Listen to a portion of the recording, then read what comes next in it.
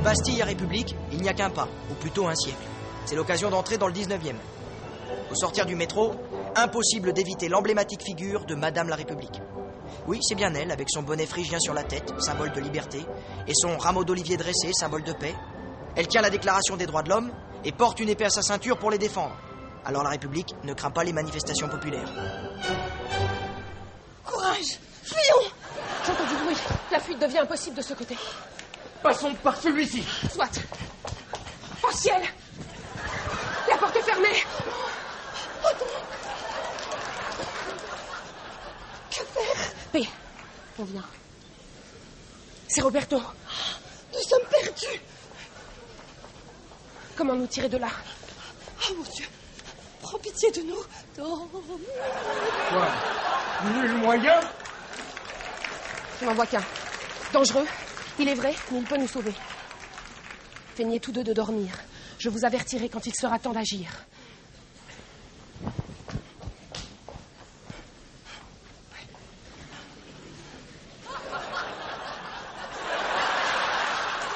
Il dort. Oh. La victoire est à nous. Roberto! Meurs! Fuyons!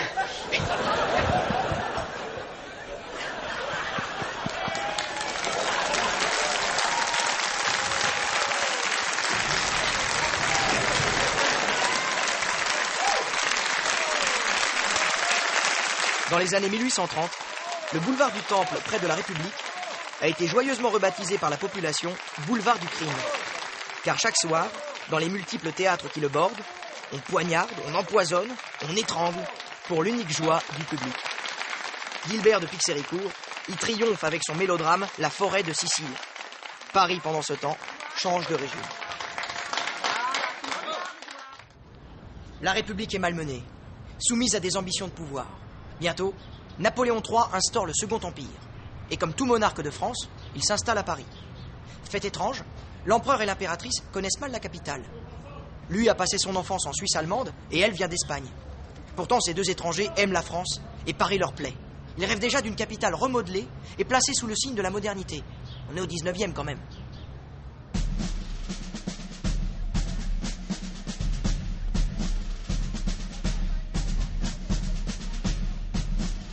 Napoléon III a choisi le baron Eugène Haussmann, préfet de la Seine, pour réaliser son projet d'avenir. À lui de changer la ville, d'éliminer la pauvreté, responsable des quartiers coupe-gorge, un vrai terrain de prédilection des foyers révolutionnaires. Sa mission est de rendre la ville sûre, propre et aérée. Alors le baron Haussmann n'hésite pas. Il éventre Paris, crée de larges boulevards. Le chantier est énorme, parce qu'il s'applique à dessiner le Paris de demain, le nôtre. Haussmann connaît la sévérité de l'empereur. Et le boulevard du crime est une de ses préoccupations. Il en déteste le côté canaille et populaire, si contraire à l'ordre et à la discipline que lui affectionne. Trop d'agitation le secoue. Une solution s'impose.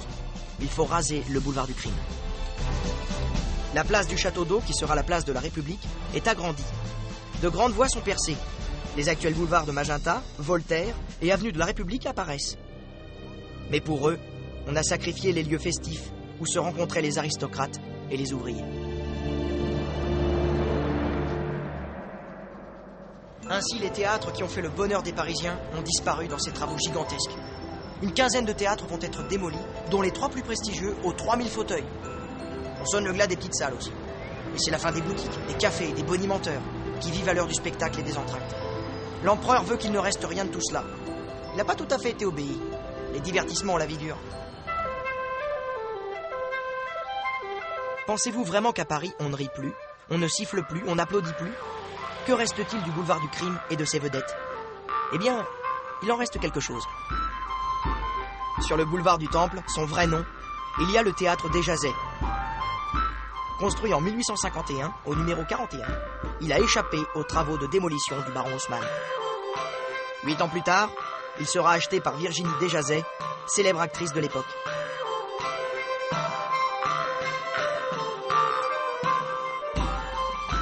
Mais au début de la Seconde Guerre mondiale, il doit fermer ses portes, puis est transformé en salle de cinéma. Et échappe de peu à sa reconversion en supermarché en 1976, grâce à une forte mobilisation du monde des arts et du spectacle.